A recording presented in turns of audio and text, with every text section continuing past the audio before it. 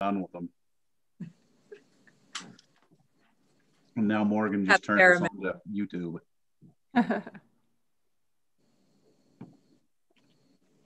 Anne, were you able to get your vaccination?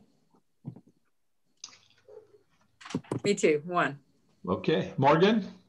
Yeah, wait, my next one. Beware of round two. We got a recorder on. Yep, we're good to go. Okay, everything looks good. Let's make sure we got everybody back on. I don't see Diane. Or Brian. Brian. Okay, we'll give them one sec, maybe one more minute as they make that transition, and then we'll go ahead and get started.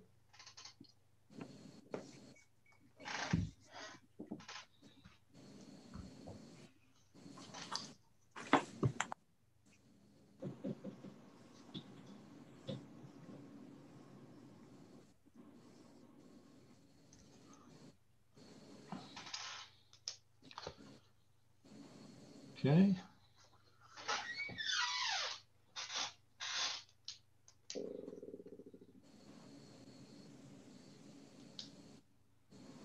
Looks like Brian's coming on.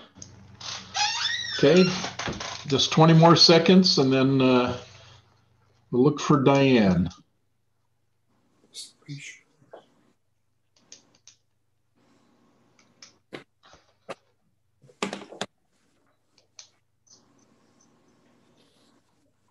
Anyway, there was actually a professional company there ripping down the weeds and cleaning the yard. Okay. Thanks. At this moment, it looks like we do need to get started to stay on task. So let's go ahead and get started. I assume Diane will roll in here in just a couple of seconds. I want to welcome everybody out to the Royse City Council meeting for February 2nd, 2021, 5:30 p.m. I want to basically welcome and recognize that we have Councilmember Paul, Councilmember Jackson, Councilmember Saxton, and Councilmember Burrell. I believe Councilmember Wilson will be joining us shortly as she gets herself connected up. I'd like, if you don't mind, I'd like to read the statement dealing with our COVID issue. I, Mayor Robert Dandoy, in accordance with Utah Code Section 52-3-2074, have determined that conducting a meeting in the Royse City Council chamber presents a substantial risk to the health and safety of those who would be present at the City Council chambers. The basis of this determination is due to the infectious nature and potential dangerous health effect of contracting the COVID-19 virus. There is not sufficient space in the council chamber to provide appropriate, safe physical distancing for the safety of individuals who would attend. Accordingly, on this date, February 2nd, 2021, the meeting will be held electronically without an anchor location. Now, having said that, we'll go ahead and get started. And by the way, I should indicate to you, the indicators are showing that we're getting a better handle on the virus. I try to keep you posted as those things unfold, but the indications are we're moving in the right direction. So this is a good thing. I will ask Matt, if you don't mind, could you reach out to Diane and see if there's any problems with her hooking up? I'm on the phone with her right now. Oh, are you, Morgan? Okay. Yeah, just have her click on that link you sent. That seems to work pretty good. With that, we've asked Councilmember Jackson if she will lead us in a moment of silence and also lead us in a pledge of allegiance. Anne? Okay, we please have a moment of silence.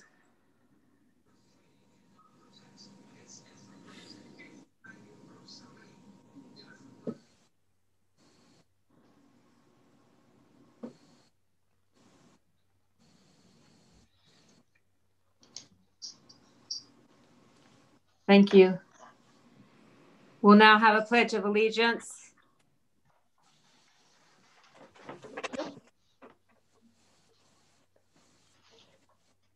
I pledge allegiance to the flag of the United States of America and to the republic for which it stands, one nation, under God, indivisible, with liberty and justice for all.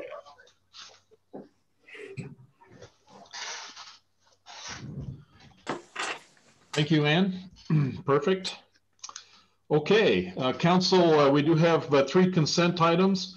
I will indicate to you, we do not have the minutes from December 19th done yet. And so I do need to table that particular part of the consent items. But we do have 2 other consent items, specifically a request for approval of an alcoholic beverage license for the Kevin Food Stop Incorporated, located at 5190 South, 1900 West. And we do have a consent item, sale of surplus vehicles from the police department. Council, any comments or questions about those 3 consent items? Okay. Hearing none, then do I have approval to approve the consent items as written, and then with the part that indicates that the minutes will be tabled until such time the minutes are presented to the council? So moved. Thank you. And Jackson gave us a motion. And do I have a second? Second. Okay, Brian Saxton gave us a second. All in favor? Aye. Any opposed? Hearing none, thank you. They are approved as written. We do have 1 action item, which is Resolution 21-8, approving a contract with Claude H. Nix, and not Nixon, Nix, a construction company incorporated for 1700 West Sewer and Water Project. Brandon, I believe you're going to be talking to us on this. Go ahead and share your thoughts. All right. Well, thanks for having me here tonight. And like you just said, we're here to see if we can get this contract approved. It's the property up there. It's actually 5149 South, 1700 West. It's the old Eagles building. And the situation we're in now is, I guess, Riverdale has the utilities to it, and Riverdale's utilities have deteriorated so that they're wanting them to annex into Riverdale. And we feel like that's a prime piece of property, and we actually have somebody that's interested in building on it. So we would like to get the utilities board under the railroad track. That's, like you can see, it's kind of a significant amount of money. But anyways, we put it out in the Standard Examiner. It ran December 21st through the 29th. We had 3 contractors that did it. Claude H. Nix was the lowest at $207,714. And then we had Triple A Excavation bid it at $230,006. And then we had Allied Underground Technologies bid it at $237,905.60. So with that, I don't know if you guys have any other questions for us, but we would like to move forward with this project. We think it will hopefully get us a business in there, and we can get some more revenue coming into the city. Okay, council, any questions or comments about this proposed contract approval? No, I make a motion we approve the contract with Claude H. Nix Construction. Okay, I have a motion to approve then Resolution -8, approving this contract from Joe Paul. Do I have a second? I'll Second. second it. Okay, Brian, seconded. Yeah. Thank you. Okay, this is roll call vote. Morgan? All right, Councilmember Saxton, Aye. Councilmember Wilson, Aye. Councilmember Burrell, Aye. Councilmember Jackson, Aye. Councilmember Paul. Aye. Motion carries. Thank you. Thank you. Thanks, Brandon. Thank- Thanks. Okay, we're in public comment period. I do believe we have 1 individual who would like to make public comment. I don't see him on the line, Morgan. I believe Kevin Homer. There you are, Kevin. Okay, if you'd like to take a few minutes and tell us what you're thinking. Okay, great. Thank you. I appreciate it. I just want to let you know that I did read the article that Mayor Dandoy wrote about xeriscaping. And I just want to let you know that I really quite agree with the concept. We really do need to take much more seriously the fact that we live here in the desert, and we need to be very good stewards of the water that we have. What I would suggest is three things. I have three things to suggest to the mayor, city council, and the staff. I think we should take this as an initiative, a chance to share with everybody in the city the good things about dry landscaping or xeriscaping.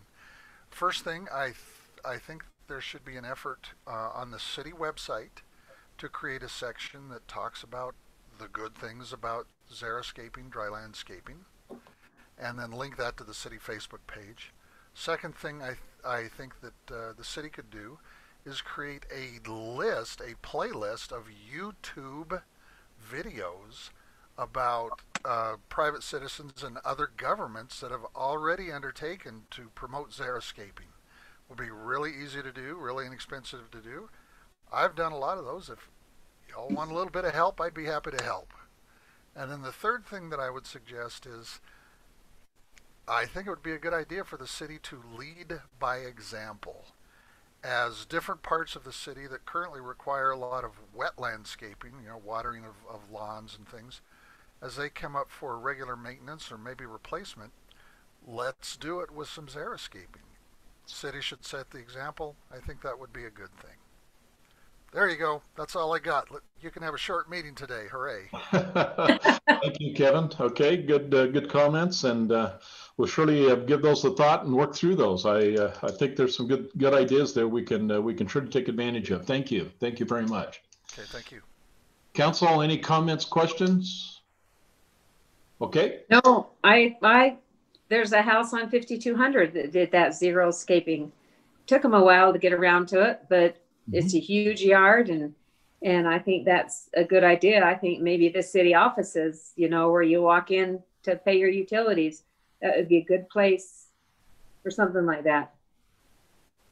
Well, it surely is a dialogue, Council, and I will indicate to you is that of all the resources, I think that's going to be more challenging over the future, and I'm not speaking necessarily for us, but I'll definitely speak for our children and grandchildren. It's going to probably be water. Royse City has in fact got lots of it, but we're in the minority.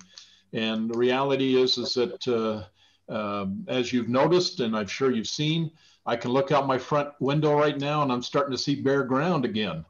And some of you are not quite as old as I am, but I will tell you, I do remember the days when it snowed for deer hunting season in October and it didn't stop. There was not snow on the ground until sometime in March. And it's been a long time since we have seen that. And by the way, as a result of that, Royse City took an action, and Matt, you're aware of this, we took an action to kind of adjust the parking on the street policy. Used to run from November 15th till March 15th, I believe. And now the conditions is that you cannot park on the street during it's snowing. Would you be surprised the fact during the year that was actually written and approved, there was only 4 days. Let me repeat that. 4 days, in which case they had to plow the streets. I think it's probably about the same this year. So obviously our water issues are still a challenge, and we need to step up and look at that. Hey, Mayor, one thing to go along with this, it's a statistic I discovered when I used to be the superintendent of the cemetery in Bountiful. Northern Utah spends more money per capita on landscaping than anywhere else in the country. Oh, is that right? Oh, I didn't know that. Oh, well, there you go.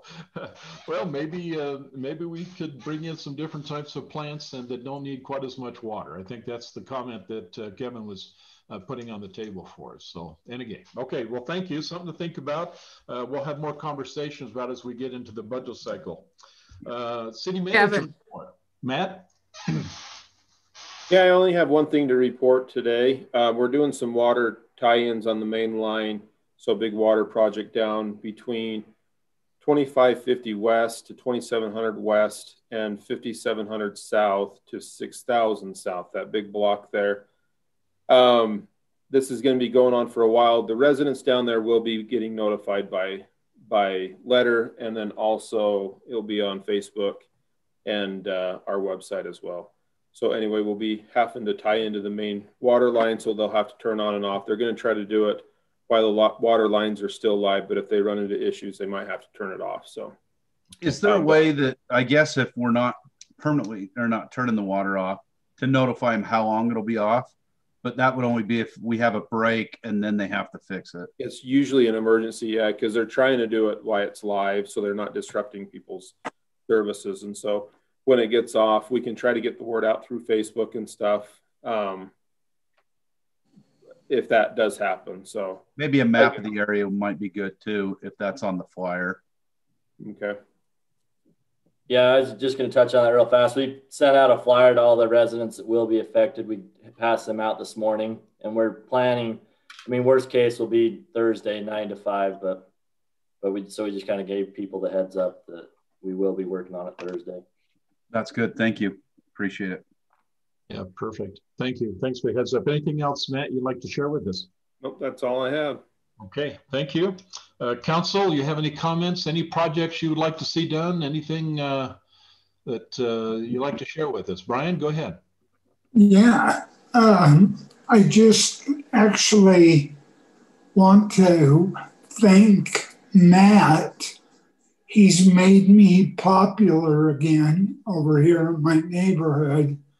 There was a home on 2200 and probably about 5900 south that had a frightful yard. And I was told that they are cleaning that up today. So that's good. Thank you. Yeah. And you're out there. Interesting enough, you kind of look where each one of you are actually physically living. You kind of cover virtually all corners of the city. If you do see those places, and we do see them, there's nothing wrong with getting back with Matt and say, hey, take a look at this place, or take a look at that place, just so we can try to get our arms around keeping the city as clean as we possibly can. I know it kind of touches people in wrong ways, but the fact of the matter is we do have some areas that need some improvement, and we can help to bring that improvement that's necessary. So let's see what we can do about that. Anything else you'd like to share? Do we have a hoarding ordinance for hoarders? I mean, you know, there's that house on 5200 that was on fire years ago, and they could barely had so much stuff in it they could barely get the fire out.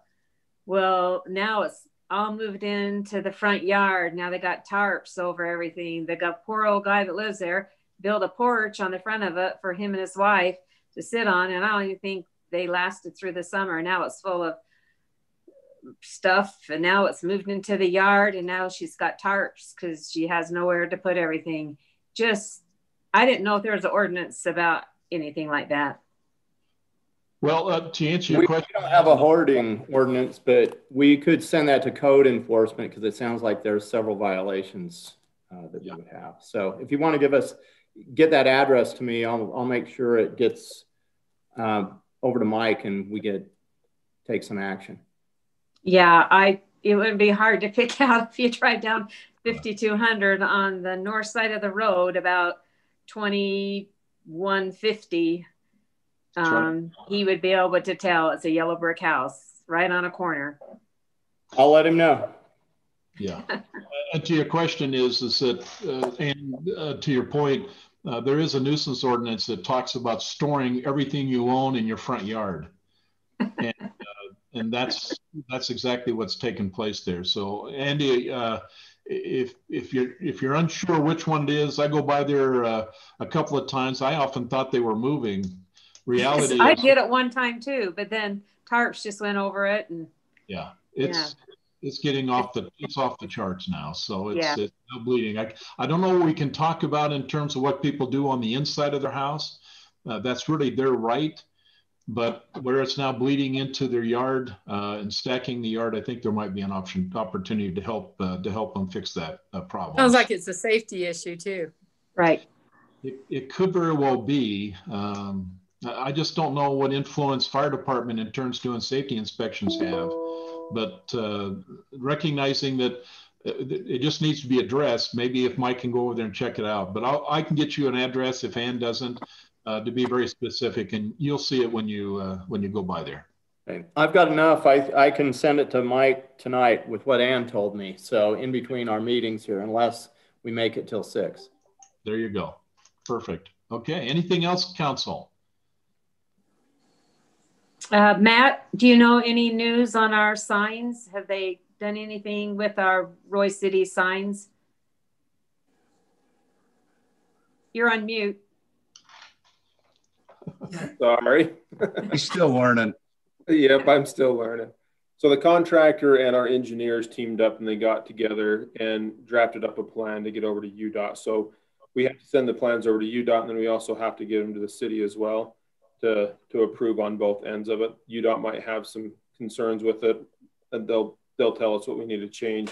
They want to make sure the writing's legible so they don't have any problems with that. And then just where it's located at as well. So they're continuing to work that. So hopefully sooner than later. Yeah. Okay. Perfect. I will indicate to you, Matt and I did meet with the Region 1 director of UDOT. We had a good conversation. He gave us some direction. I tried to provide you some feedback on what's going on with that. We'll have another meeting, I believe it's the 15th of March, and that'll give us more details on what's going to happen on the north side of 5600 on 1900. As soon as we get those details, we'll share those with you. But UDOT will be planning on making some changes along 1900 this year. They'll be buying property this year, with next year the plan to start widening 1900 to accommodate that. That's all they're going to do in Roy at this point, but we're still hopeful that that maybe the 5600 study will get more attention and hopefully get some funding over the next couple of years so we can get that widening process started. So that's all I've got to share. Anything else, council? 22 minutes, not bad for a city council meeting. Thank you for everything. Do I have a motion to adjourn? So moved. Thank you. Seconded. Seconded. And Jan, thank you. All in favor? Aye. Any opposed? Thank you. Okay, we're going to go into an RDA board meeting. So if you go ahead and shift over to that Zoom, thank you. And we'll see you in a few minutes.